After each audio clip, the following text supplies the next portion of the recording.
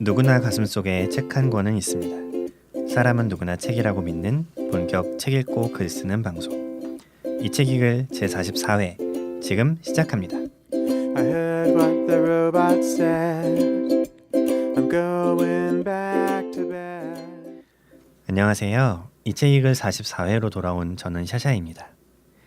오늘은 청취자 한 분이 보내주신 메일로 시작할까 합니다. 영재리라는 청취자분이 보내주신 메일입니다. 이 한마디로도 충분하다고 하셔서 무작정 보냅니다. 최근 걸 먼저 듣고 예전 방송 거꾸로 듣고 있습니다. 전 미국에서 듣고 있는데요. 시차편에서도 참 많은 생각이 들었습니다.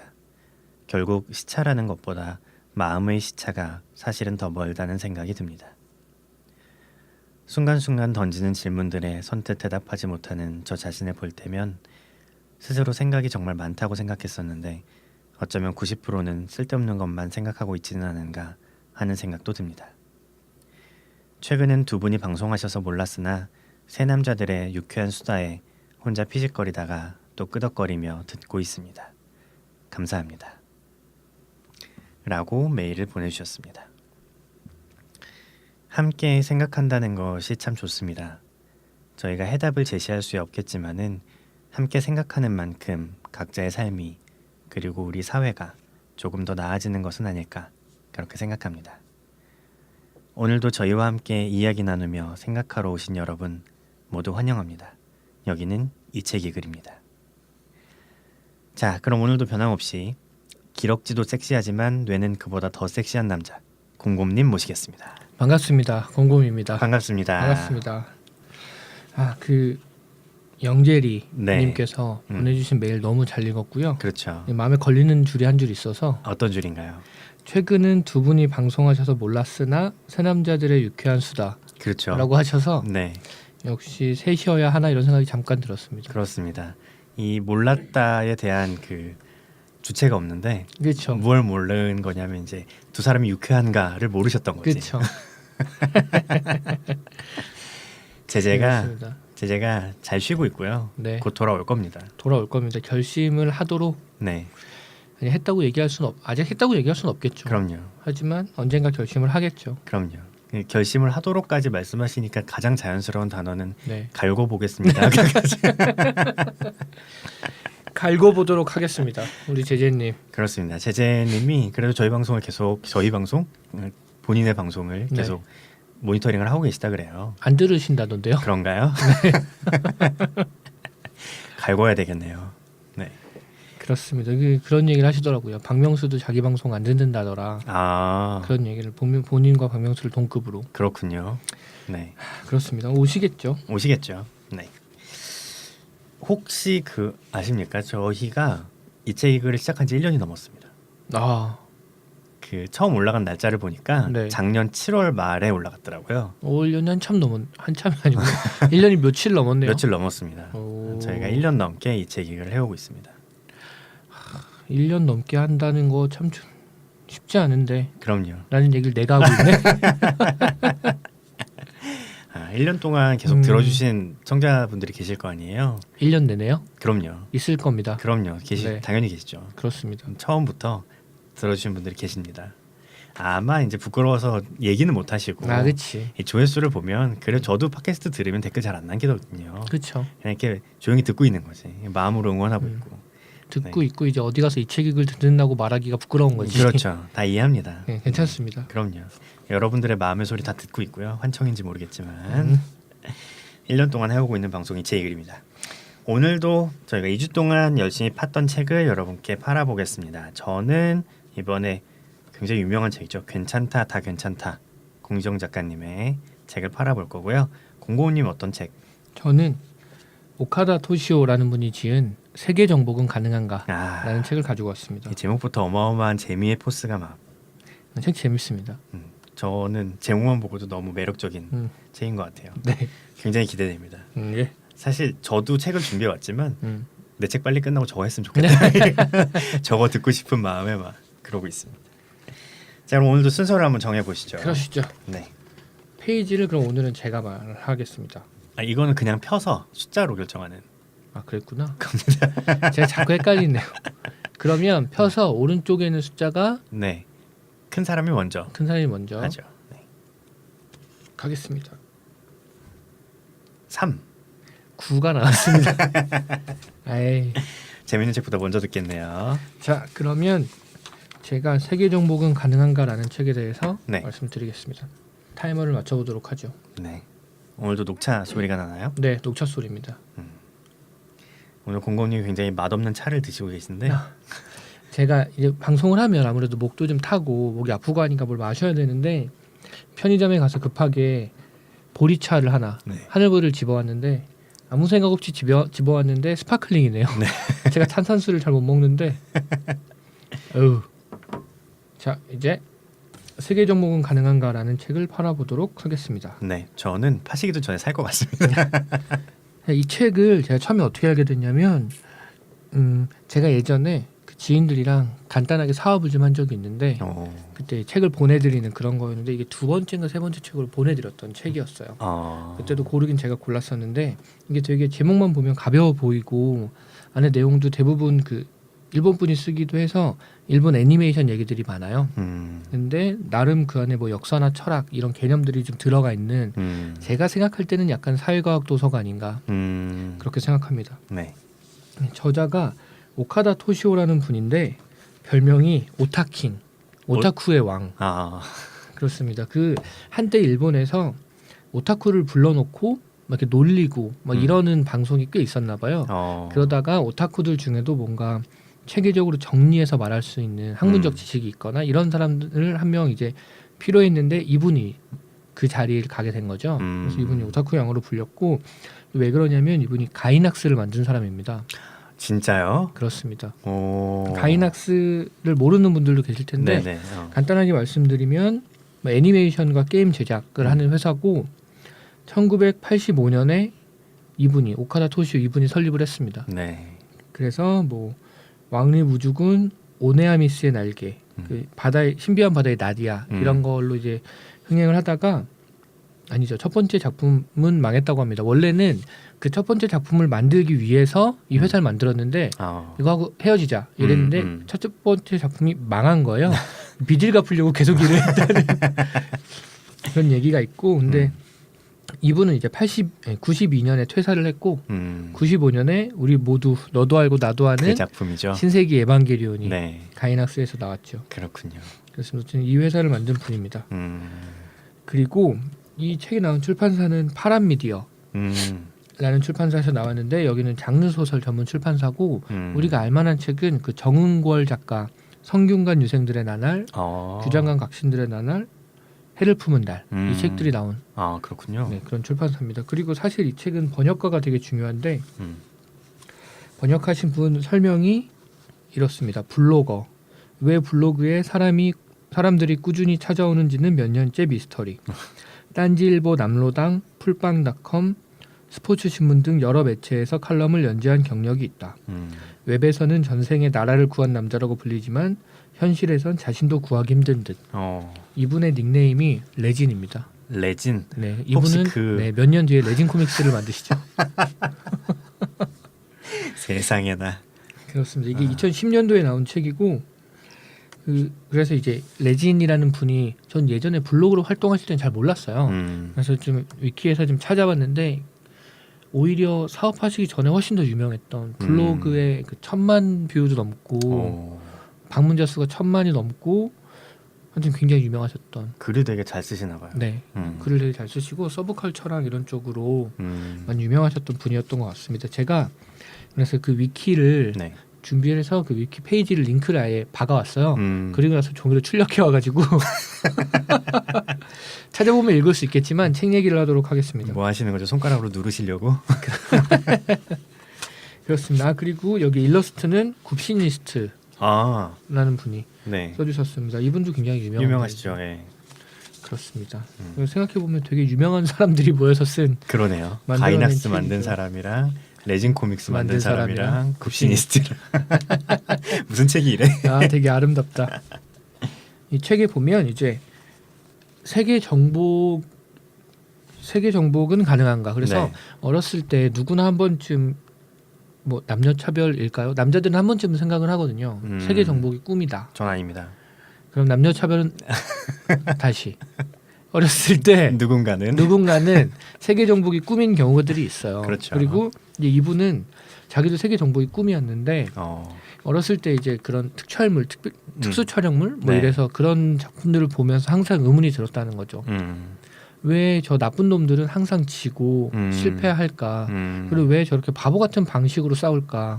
그러다가 실제로 세계 정복을 하려면 어떻게 해야 되나? 네, 말씀하시죠. 잠깐 그 특촬물이 뭔지 모르시는 분들이 계실 것 같아서 네.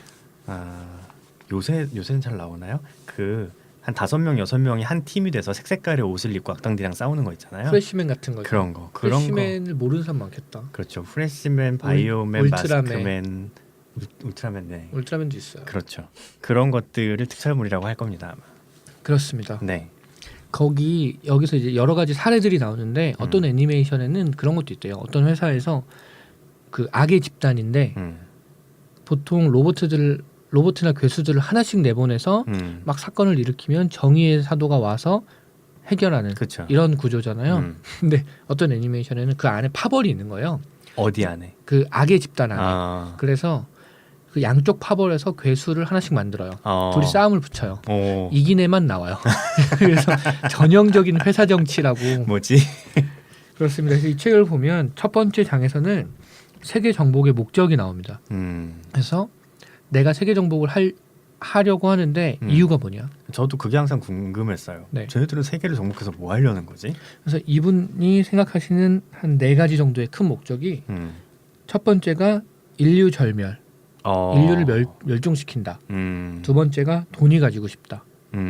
세 번째가 지배 당할 것 같으니까 역으로 지배한다. 네 번째가 악을 퍼뜨리기 위해서. 그리고 나머지는 이제 목적이 의미 불명인 것들. 그렇습니다. 일단 쭉 가고 말씀드릴게요. 두 번째에서는 이제 당신은 어떤 지배자인가에 대한 내용이 나옵니다. 지배자에도 4가지 타입이 있다고.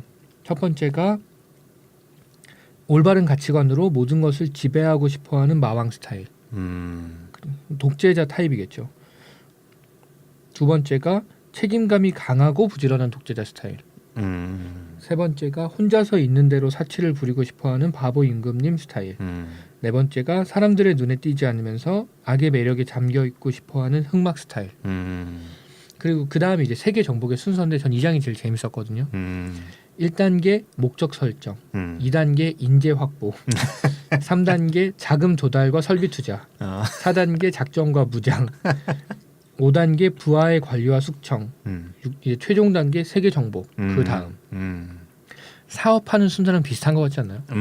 그러네요. 리크루트하고 목적 설정하고 리크루트하고 뭐 이렇게. 그렇죠. 그러니까 이분이 생각하는 세계 정복을 하기 위해서는 악의 집단을 만들어야 되는데 그 집단을 만드는 방법인 거라서 사업이나 창업이랑 되게 비슷한 과정이라서 재밌었어요.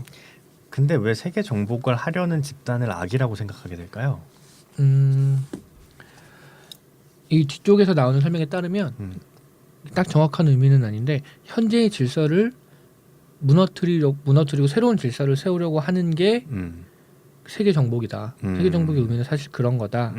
그러면 그걸 이제 일단 악으로 규정하는 거겠죠. 그렇게 되겠네요. 그리고 이제 여기서 예를 든 수많은 애니메이션에서는 특별한 이유 없이 일단 얘네는 악하다라고 그치. 시작하는 경우가 많아서 일단 못생겨서 이상하게 생겨서 악이고. 그리고 갑자기 나와서 괜히 나쁜 짓 하고 그렇습니다. 그래서 이 중에 만약에 세계 정복을 하신다면 네. 어떤 이유로 하고 싶으실 것 같으신가요? 어디 보자. 뭐 있었죠? 인류를 다 없애거나 돈이 가지고 싶거나 지배당할 것 같으니 역으로 지배하거나 악을 퍼뜨리거나. 인류 멸절은 아니고 돈이 가지고 싶다. 돈 하겠습니다. 돈을 하는군요. 그 돈에 관해서 뒤에서 어떤 이야기가 나오냐면 네. 이제 세계 정복의 순서 3단계에 자금 조달과 설비 투자가 있어요. 네. 그러니까 뭐 악의 무리에서 괴수를 만들던 나쁜 로봇을 만들던 돈과 기술이 필요하잖아요. 그렇죠. 예. 그래서 열심히 사업을 하다가 돈을 많이 벌었어. 그럼 어떡할 거야? 이제 안 해도 되지. 이미 세계 많이 정복. 벌었어. 그랬을 때 목적과 수단이 뒤집어지는 경우가 있다. 그러네. 이런 얘기를 하고 있습니다. 그리고 이제 지배에 대해서 얘기가 나오는데 무엇이 지배인가? 당신은 어떤 지배자인가라는 2장의 첫 번째 장이 그런 내용이에요. 근데 공공님은 세계 정복하면 뭐 때문에 하실 거고? 저요? 저는 사실 귀찮아서 하지 않을 것 같습니다. 그렇죠. 이 저자도 그 정도의 기술이 있으면 어, 그냥 혼자 잘 먹고 잘 살면 되지 않나? 그러니까 정복해 놓으면 나름 반란군도 계속 진압해야 되고 관리하고 정확하게 그 내용이 책에 나옵니다. 너무 힘들 것 같아 관리하기. 세계를 정복하게 되면 그때부터 미국이랑 그 아랍이 싸우는 게 내 책임인 거지. 그렇지. 그렇게 된다. 그렇습니다. 그래서 이제 두 번째 장에서 보면 네. 지배에 대해서 얘기가 나오는데 인류는 달팽이를 지배하고 있나? 라는 얘기가 나옵니다. 되게 통찰력 있네요. 인류는 달팽이를 손가락 하나로도 죽일 수 있지만 그걸 음. 지배한다고 말할 수 있나? 그래서 지배한다고 말하려면 같은 수준의 같은 레벨의 지식 수준, 그러니까 문명 수준이 있어야 내가 지배를 한다고 말을 할 수가 있다. 그런 얘기를 하고 있습니다. 그렇군요. 약간 딴 얘기지만 그 옛날에 한창 유행했던 베르베르 베르나르의 개미에 보면 네. 거기 나왔던 건가? 아니면 상대적이고 절대적인 지식의 백과사전에 나왔던 건지 모르겠는데 하여튼 그 사람 말이에요. 네. 그 사람 말 중에 그게 있었어요. 그 우리는 외계인이 오면 당연히 우리가 맞서 싸우거나 맞이하거나 뭐 이렇게 해야 된다고 생각하지만 외계인이 와서 우리는 본 척도 안 하고 개미를 만날 가능성도 있다. 그럴 수도 있겠네요. 개체도 훨씬 많고 왕국도 훨씬 크고 막 이렇게 볼 수도 있다. 언어의 문제는 아닐 테니까. 그렇죠. 그런 얘기를 한 적이 있습니다. 그렇군요. 그리고 여기서 이제 이 작가가 말하는 세계 정복의 이유? 근데 그거에 대해서 어떤 식으로 표현을 하냐면 이 책의 내용을 잠깐 읽어드릴게요. 격차 사회라고 불리는 오늘 희망조차 쉽게 가질 수 없게 된 현실의 사회. 차라리 한 번 전부 박살내 버리고 처음부터 다시 시작하면 좋을 텐데 이렇게 생각했던 적은 없습니까? 있습니다. 이래서 이것은 사회과학 도서인 걸로. 그렇구나. 아 그리고 이건 잠깐 짚고 넘어가면 좋겠는데 그 밑에 역자주처럼 주석이 많이 달려 있어요. 네. 우리가 애니메이션을 잘 모르니까 아마 레진님이 다 하셨겠죠. 그렇겠죠. 주석 보는 재미도 있어서 이런 이런 주석이 있습니다. 가미라스인이라고 있는데 우주전함 야마토에 등장하는 행성인 가미라스 별에 사는 종족. 가미라스인은 일을 안 하고도 살 수 있을 정도의 높은 과학기술력을 가진 것으로 묘사된다. 난 왜 지구에서 태어났을까? 가미라스인이 되고 싶다. 이런 주석. 저도 가미라스인이 되고 싶네요. 그러니까요. 저희가 한번 구원 얘기할 때 한 적이 있었지만 제가 보기에 구원은 노동으로부터의 구원입니다. 인간은 노동으로부터 구원받고 싶어하죠. 노동으로부터의 구원을 받고 싶네요. 네, 그러니까요. 이 책을 하는 게 무슨 의미인가 싶기도 하고. 왜 갑자기 침울해지셨어요? 세계 정복을 다시 한번 네, 힘을 내서 힘을 내서 해보도록 하겠습니다. 어려운 거죠 세계 정복. 그렇습니다. 이제부터 본격적으로 네. 이제 7분이 남았거든요. 20분 중에 7분이 남았으니까 세계 정복을 직접 해본다고 생각하고 다시 처음부터 얘기를 좀 해볼게요. 네, 세계 정복을 왜 하려고 생각하는지부터 네, 정리를 해야 되고 우리는 아까 정리를 좀 했죠. 네. 돈을 목표 설정이 가지고 됐다 하고 돈을 가지고 싶다. 네. 그리고 어떤 종류의 지배자가 되고 싶은가를 음, 정하면 될 것 같아요. 네, 그래서 올바른 가치관으로 모든 것을 지배하고 싶어 하는가 나는 그런 약간 마왕 스타일인가 아니면 책임감이 강하고 부지런한 독재자 스타일인가 누군가 한 명이 떠오르네요. 근데 그 두 개가 어떻게 다른 거죠? 어떻게 다르냐면 첫 번째는 모든 사람들이 나의 가치관, 내가 생각하는 가치에 맞게끔 그렇게 돼야 된다고 생각하는 마왕 스타일인 거고 두 번째는 일을 내가 다 해야 되는 타입인 거예요. 부하한테 위임을 할 수 없는 그렇군요. 다 내가 결정하고 일을 해야 하는 심지어 어떤 예가 나오냐면 어떤 애니메이션에 요미님이라고 있는데 그분은 부하들이 이분이 자고 있으면 깨운대요. 왜? 지금 정의의 편들이 쳐들어왔는데 어떻게 해야 되냐고 깨운다고. 그래서 그 극 중에서 2번인가 3번 과로사를 한다고 합니다. 악의 대장이.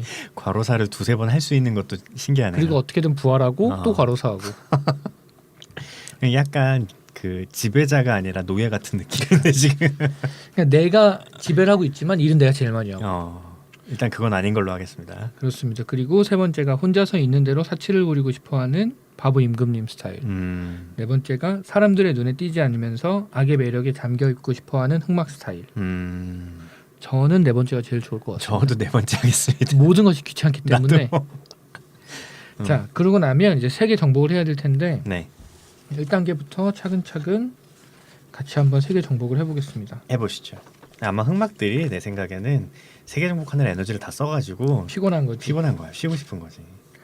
그렇습니다. 이제 세계 정복을 해야겠다. 네. 목적을 잡으려면 세계 정복이 최종 목적이어서는 안 되고 정복한 후에 무엇을 하고 싶은지 진지하게 생각을 해야 된다고 합니다. 약간 이런 느낌이죠. 대통령이 되고 싶다. 내가 대통령이 될 거야 말고 돼서 뭘 하겠다. 그래. 라는 얘기를 좀 해야 된다. 그렇습니다. 그런 이야기들이 있고 그래서 세계 정복을 하기 위한 목적을 나름대로 정했다면 그 다음으로 필요한 건 인재를 모아야 되는 겁니다. 네. 사람들이 인재를 모아야 조직을 만들 수 있으니까 악의 그렇죠. 조직을 만들 수 있죠. 우리가 악이라고 치면 음, 인재를 모으는 수단은 뭐 동료를 설득하거나 모르는 사람을 스카우트하거나 우수한 인재를 주기 위해서 노예를 만들거나 그러나 어떤 방법을 쓰던 간에 상대에게 세계 정복의 방법과 무엇을 위해 정복하는가라는 목적을 전달하고 상대의 본심은 어떻든 이에 대해 동의를 얻어야 된다. 그래야 조직이 운영이 되겠죠. 그럼요. 근데 그 단순한 게 잘 유지가 안 되는 조직이 많죠.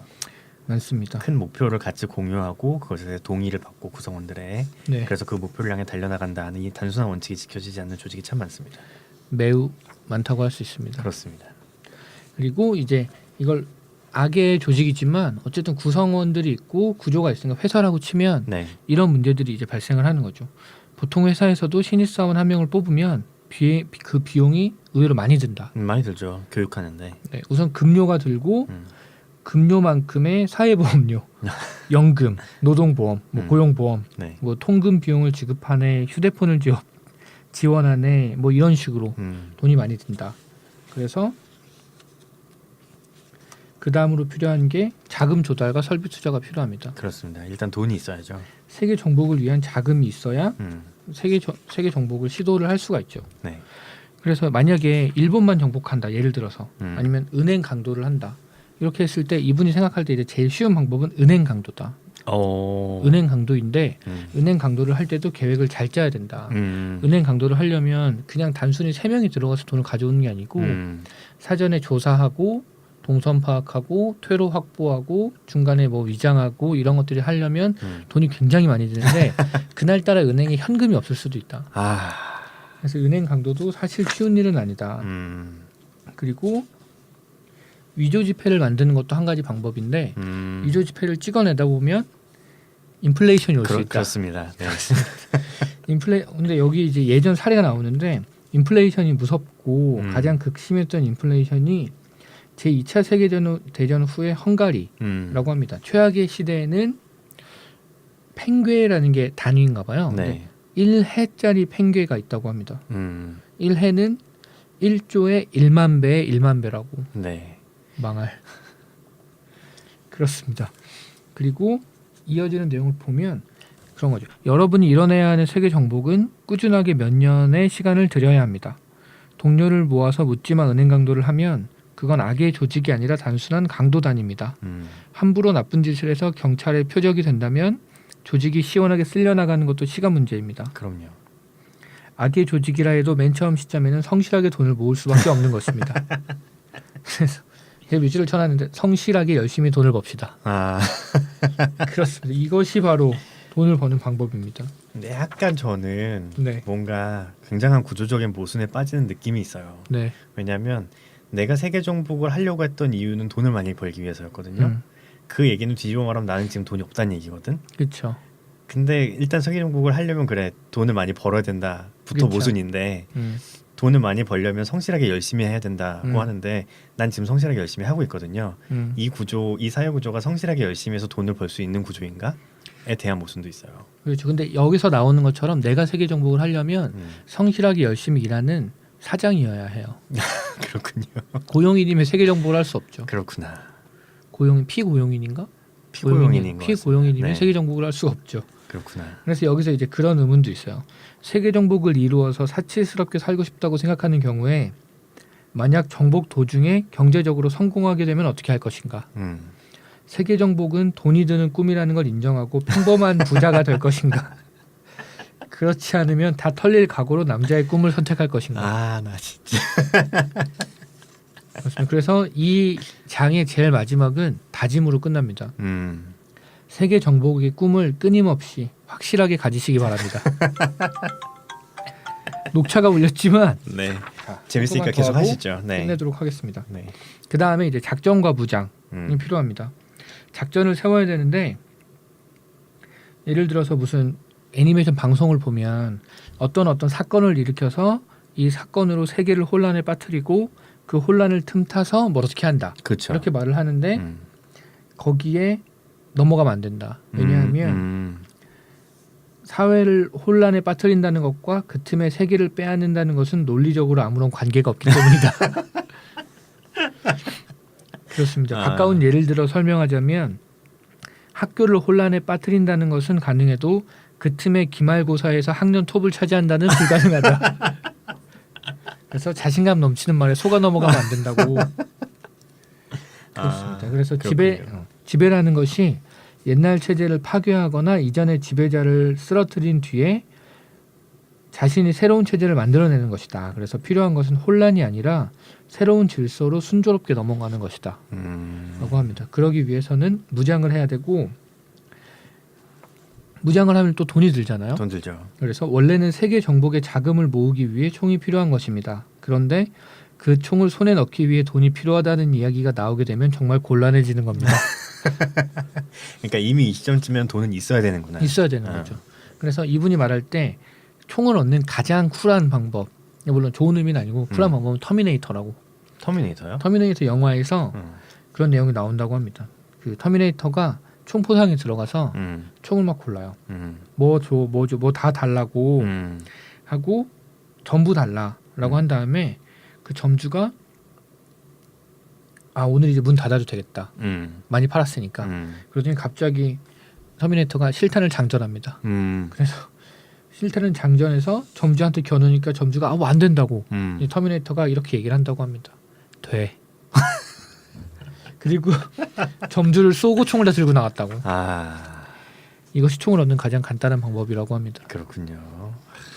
그렇습니다. 그래서 이분이 생각할 때 작전이랑 무장을 할 때 가장 현실성 있는 무기는 가격이나 규모로 보았을 때 독가스나 생화학 무기 정도다. 그래서 개발비는 적게 들고 효과가 뛰어난 가난한 자의 핵무기라는 비유가 있다고 합니다. 네. 옴진리교 얘기도 나오는데 거기도 이제 살인가스 같은 걸로 그렇죠. 사건을 일으켰었죠. 그래서 뭐 사실 웃기는 얘기긴 하지만 국제적으로는 하지 말자는 협약 같은 게 있죠. 네, 사실은 그렇죠. 뭐 전쟁도 하면 안 되는 거기는 한데 혹시 전쟁을 하더라도 우리 생화학 무기 같은 건 쓰지 말자 인간적으로. 그래야지. 이런 협약이 있다고 알고 있어요. 근데 제가 알기로 제가 이건 블로그에서 봐서 그 사이트에서 확인해 본 건 아닌데 테슬라에는 생화학 전이 발생했을 때 그 안에서 안전하게 할 수 있는 그런 버전 모드 그런 기능이 있다고 들었습니다. 테슬라 자동차요? 자동차에. 갖고 싶다. 세계 정복을 하면 테슬라를 하나 사는 걸로. 괜찮네요. 그 다음 단계가 이제 부하의 관리와 숙청인데 이제 조금씩 빨리 얘기해 보겠습니다. 네. 부하 관리하는 게 되게 어렵다. 왜냐하면 악의 조직이기 때문에 도덕성이 되게 낮다. 일도 되게 태만하게 하고 그래서 유능한 부하를 찾기도 힘들다. 어렵겠네요. 인센티브로 관리할 수밖에 없는데 인센티브 굉장히 한계가 있기 때문에 그렇습니다. 내적 동기부여보다 약해요. 인센티브가. 그래서 심지어 악의 조직인데도 이런 얘기들을 합니다. 목표가 현실적이지 않으면 부하들의 의욕은 줄어들기만 할 뿐입니다. 그렇습니다. 그래서 부하는 칭찬해서 다루고 비즈니스 개발 서적 같은 것이 재미없더라도 서점에서 서서라도 열심히 보도록 합시다. 네. 되게 짠내가 나네요. 그러니까요. 애초에 쉬운 꿈은 아니었죠. 그렇습니다. 제가 이거 굉장히 인상적인 문장이라 짧은 문장인데 네. 무엇 때문에 열심히 해야 하는가를 안다면 부하도 힘이 납니다. 악의 조직에도 이런 것이 필요합니다. 그렇습니다. 그렇습니다. 이 조직에서 마지막으로 하나만 더 말씀드리면 보통 실패한 부하는 용서하지 않는다. 배신자는 어떻게든지 처벌하겠다. 그렇죠. 라고 얘기를 하는데 말하는 건 괜찮지만 진짜로 하면 안 됩니다. 왜냐하면 악의 조직이라고 가볍게 부하들을 죽였다가는 마찬가지로 간단하게 상사를 죽여도 된다는 식으로 생각하기 십상입니다. 조직 밖에 대해서는 잔혹한 악으로, 조직 내에 대해서는 인간미 넘치고 잘 챙겨주는 마치 코르시카 마피아 같아야만 조직이 제대로 유지가 됩니다. 그렇구나. 그렇습니다. 마지막으로 이제 최종 정복 네. 세계 정복을 하고 음. 그 다음의 이야기입니다. 네. 세계 정복을 하고 나면 이제 그런 거죠. 동상을 세우거나 교과서를 바꾸거나 어, 이렇게 그 해야 세계 정복 됩니다. 안 해도 할 수 있는 것 같습니다. 그렇습니다. 이런 것들 해야 되는데 그리고 네. 나면 이제 지배 계급을 형성을 해야 되고 아. 왜냐하면 나 혼자만 즐기면 의미가 없다. 음. 같이 즐길 수 있는 사람들이 필요하다. 음. 자 이렇게 해서 세계 정복을 했습니다. 네. 우리가 세계 정복을 했어요. 음. 그리고 나서 이분이 던지는 화두가 있어요. 그게 제일 마지막 장인데 사실 이 장이 제일 중요하다고 생각이 드는데 문제는 그런 거죠. 나 혼자만 잘 먹고 잘 사는 게 가능한가? 음. 그리고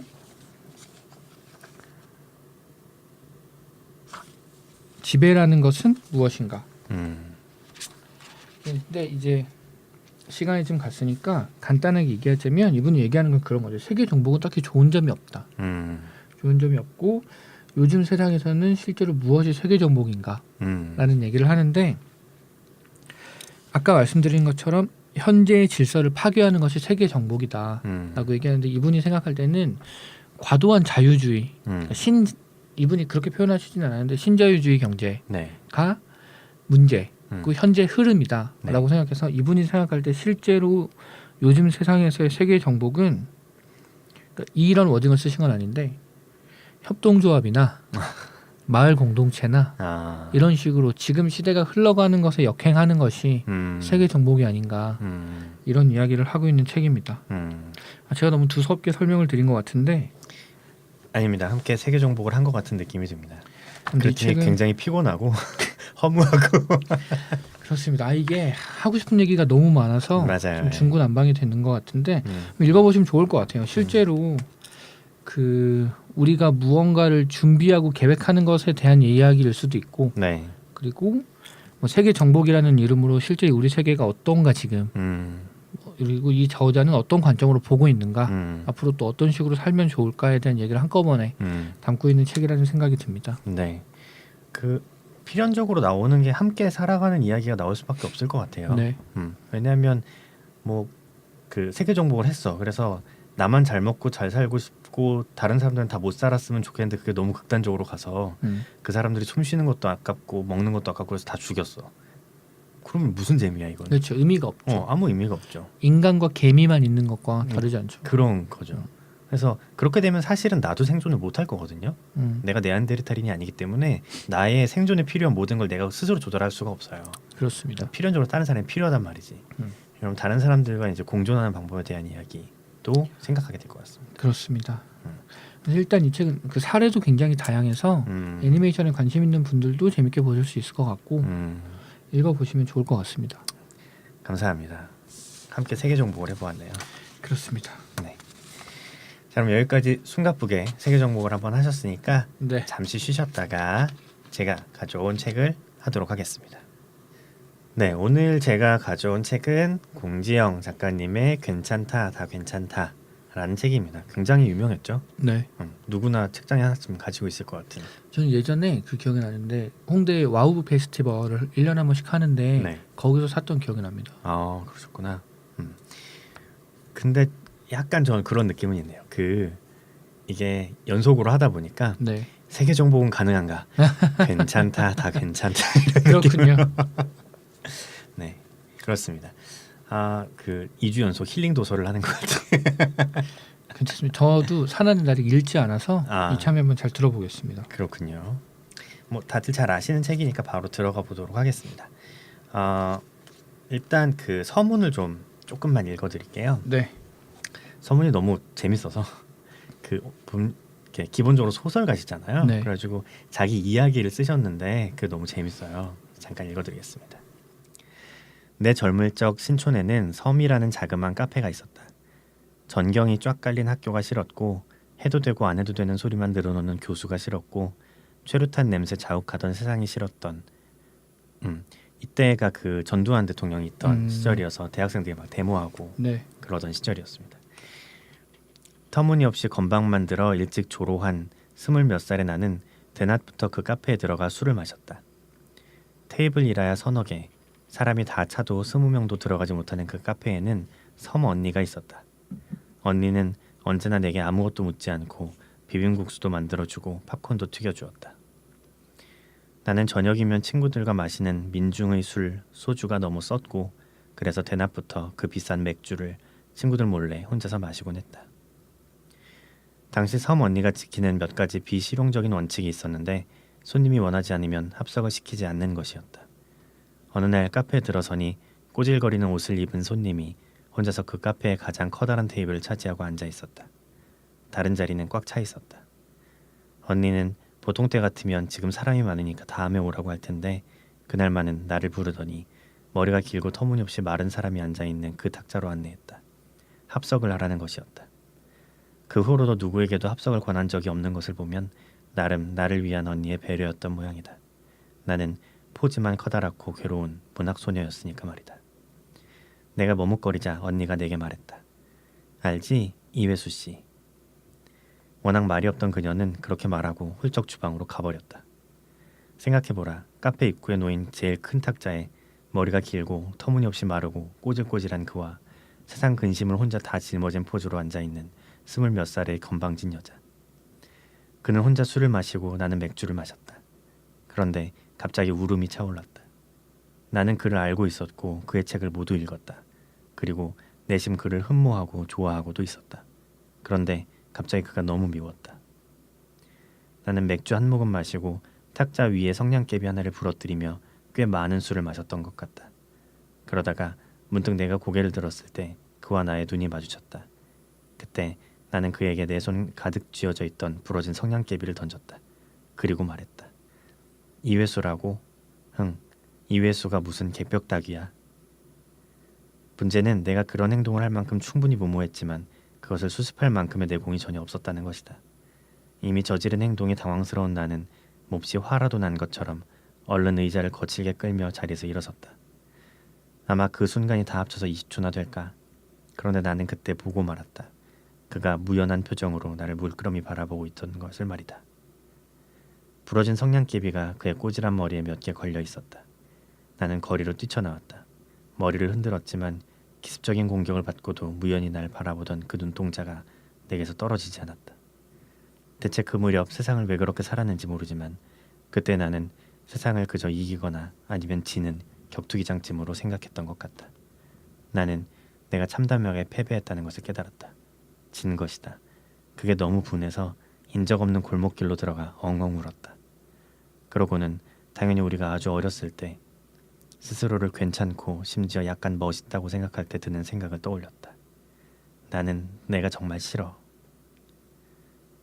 그 후로 난데없이 내 술자리에 끼어들어 시비를 거는 누군가를 만날 때마다 따라다니며 악플을 다는 사람 때문에 괴로울 때마다 나는 그 장면을 떠올리곤 했다. 그리고 그런 생각 뒤에는 나도 알 수 없는 웃음이 슬며시 나오곤 했다. 그렇군요. 이렇게 시작하는 서문입니다. 좀 길었는데 전체적으로 그런 이야기예요. 그 자기가 자기를 싫어할 때가 굉장히 많아요. 그걸 표면적으로 드러내기엔 너무 무서워가지고 안 드러내고 다른 쪽으로 많이 터지는데 타인을 향해서 공격을 한다거나 사실은 우리 자신이 싫을 때가 되게 많아요. 그렇죠. 내 맞습니다. 삶을 받아들이기가 너무 힘들고 나의 못생긴 면들을 인정하기가 너무 힘들고 그런 것에 대해서 괜찮다고 말해주는 책입니다. 그래서 그렇군요. 네. 이회수 선생님 의문의 1승 하셨네요. 그러니까요. 그래서 방금 그 부분 마지막에 그게 있어요. 괄호 열고 이회수 선생님 이 자리를 빌려서 진심으로 사과드립니다.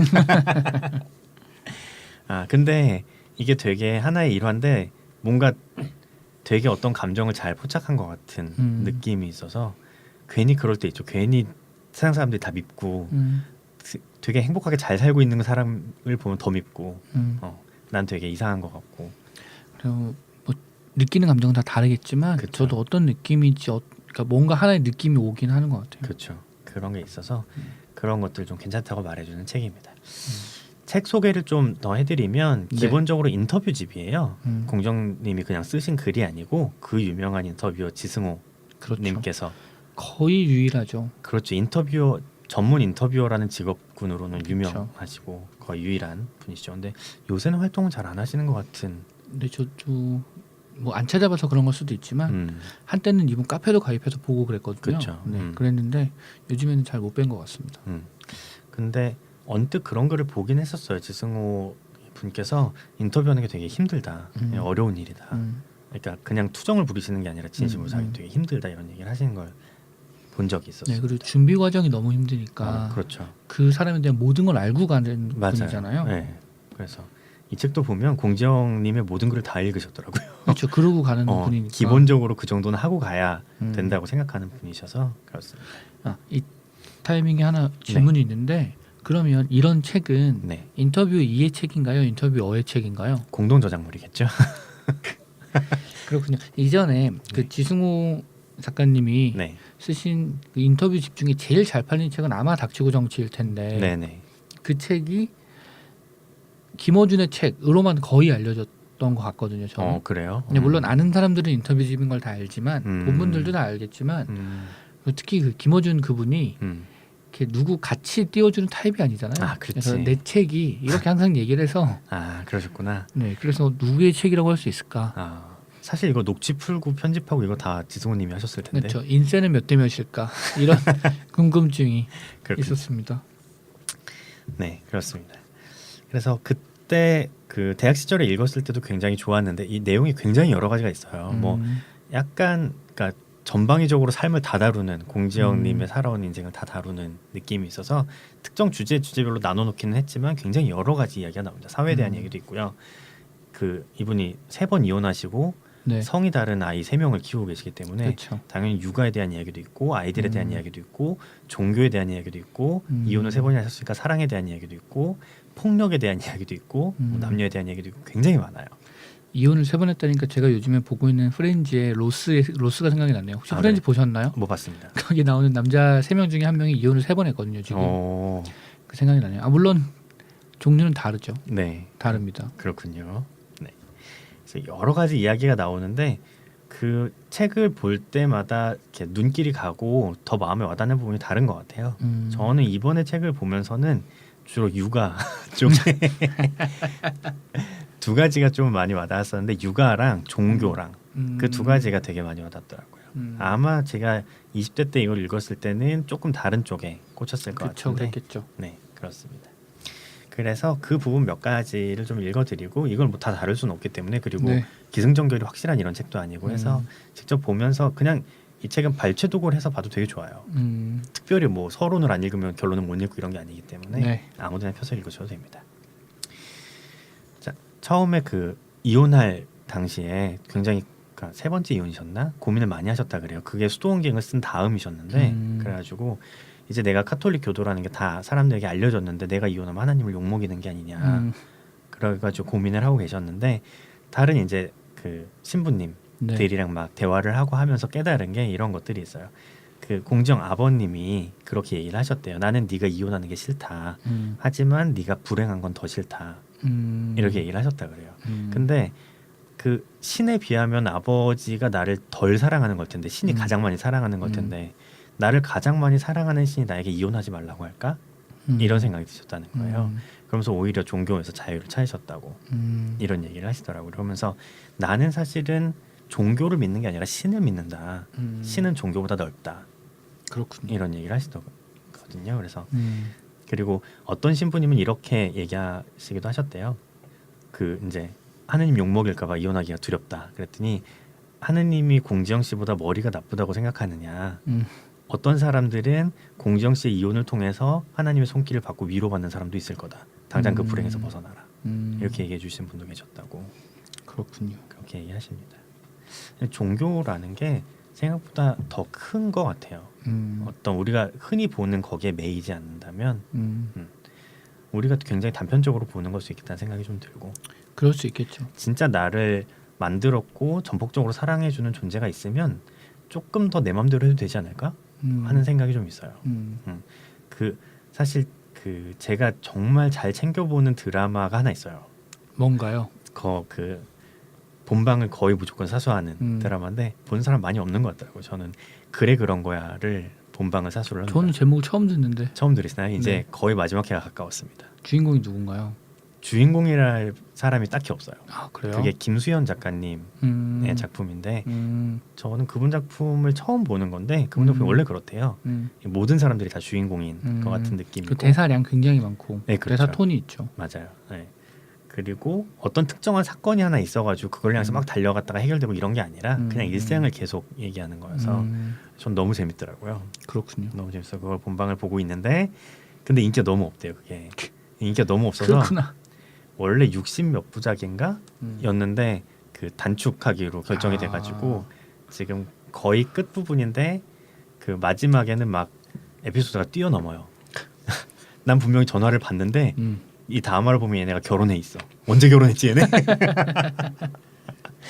결혼한다고는 했는데 결혼식 장면이 안 나왔는데 이런 느낌이고 김수현 작가님 상처받으셨겠는데요. 약간 그 신문 기사에도 나왔어요. 그래서 이 작가님은 방송사에서 항상 연장을 해달라고 했지 그러니까요. 절대로 줄여달라고는 한 적이 없는 작가님인데 약간 SBS에서 하는데 핑계가 올림픽 때문에 그렇다. 네. 시청률 얘기는 안 하고 그렇군요. 그렇게 핑계를 댔다고 합니다. 아, 이 얘기 왜 나왔지? 아, 거기 보면 그런 게 나와요. 네. 그 결혼하는 아들이 결혼하면서 이렇게 가버려가지고 그 어머니가 너무 서운하다는 얘기를 시어머니는 할머니한테 하는 장면이 나와요. 할머니가 되게 친하고 좋은 분이거든요. 그래가지고 그래도 얘가 나를 한번 안아주고 갈 줄 알았는데 자기 각시만 좋다고 쌩하고 가더라. 나 너무 서운하다. 네. 이렇게 얘기하니까 그 할머니가 하시는 말씀이 그게 자식의 특권이다. 그게 어떻게 보면 그러니까 네가 친엄마라서 그렇다라는 얘기를 하시는 거예요. 왜냐하면 이 시어머니는 양아들이 2명 있고 친아들이 1명 있는 그런 편인데 오히려 친아들이 자기한테 아무 생각 없이 대하고 양아들들이 가끔 되게 깍듯하게 대한다는 거예요. 그럴 때 확 느껴진다는 거지. 아, 다르구나. 내가 마음을 다해서 하지만 저 애들한테 난 좀 다르구나. 좀 더 버릇없게 할 수 있고 맘대로 할 수 있는 게 친아들이구나 라는 걸 느끼신다는 거죠. 약간 신도 그렇지 않을까 하는 생각이 저는 그렇군요. 듭니다. 그래서 그런 거 되게 많잖아요. 무엇을 해라 무엇을 하지 말라 이런 거 되게 많아요. 종교에. 근데 어쩌면 진짜 신은 그냥 우리를 보면서 진짜 그럴까? 약간 괜찮다 하시지 않을까 하는 생각이 조금 그러게요. 있습니다. 그렇습니다. 째째하게 너 그런 거 먹으면 안 돼 라거나 그치. 예배 안 드리면 큰일 나 라거나 그러실까? 그렇군요. 그런 생각이 좀 듭니다.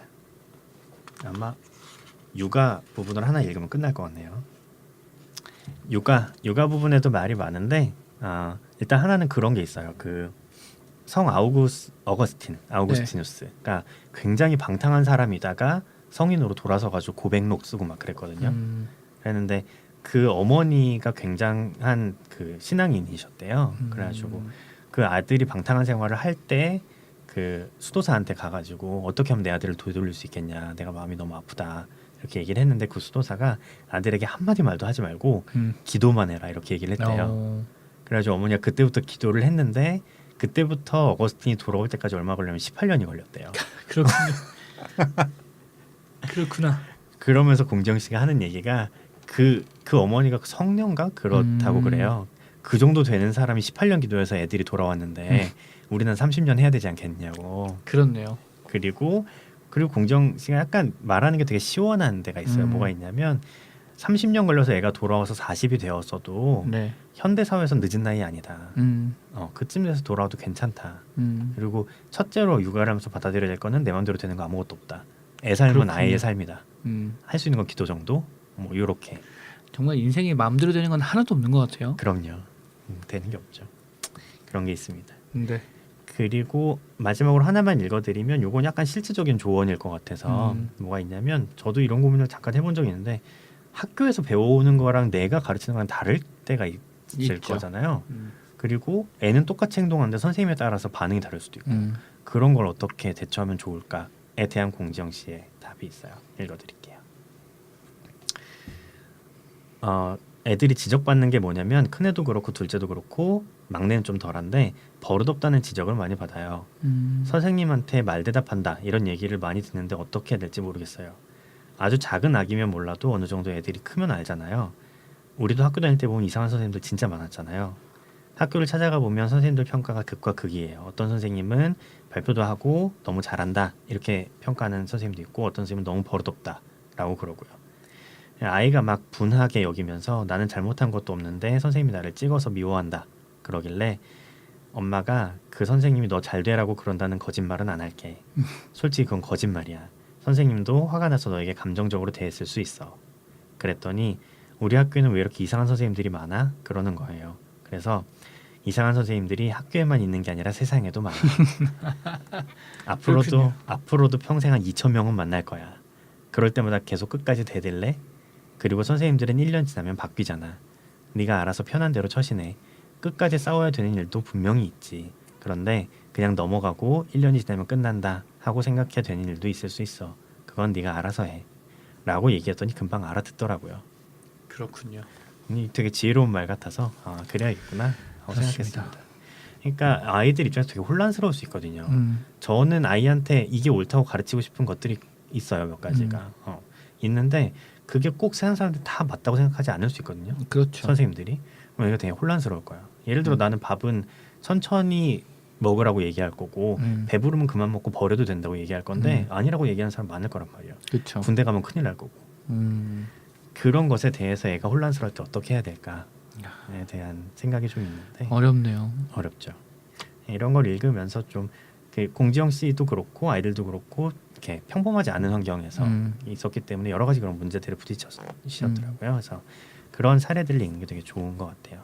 도움이 되는 것 같고. 그렇군요. 저는 인터뷰집 자체가 되게 주는 매력이 있는 것 같아요. 맞아요. 그런 게 있어요. 말씀하신 것처럼 대화를 주고받는 매력도 있고 좀 술술 생각을 따라가면서 읽히는 특히 이끌어가는 사람이 좀 탁월하면 굉장히 좋은 얘기들이 뽑혀져 나오죠. 맞아요. 그러니까 자기가 하고 싶은 얘기만 쓰는 글이랑은 약간 다르게 맞아요. 대답을 해야 되는 거니까 리액션을 해야 되는 거라서 맞아요. 그런 부분들이 좀 의미가 있는 것 같아요. 그렇습니다.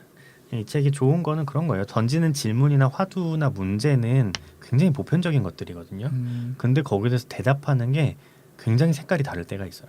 공정 씨만의 이런 그 감각이나 시야로 보고 혹은 우리도 알고 있었지만 차마 얘기 못하던 거를 완전 얘기해 주시기도 하고 그래서 그런 것들을 보면서 위로도 되고 힘도 얻고 용기도 얻고 하는 지점이 있습니다.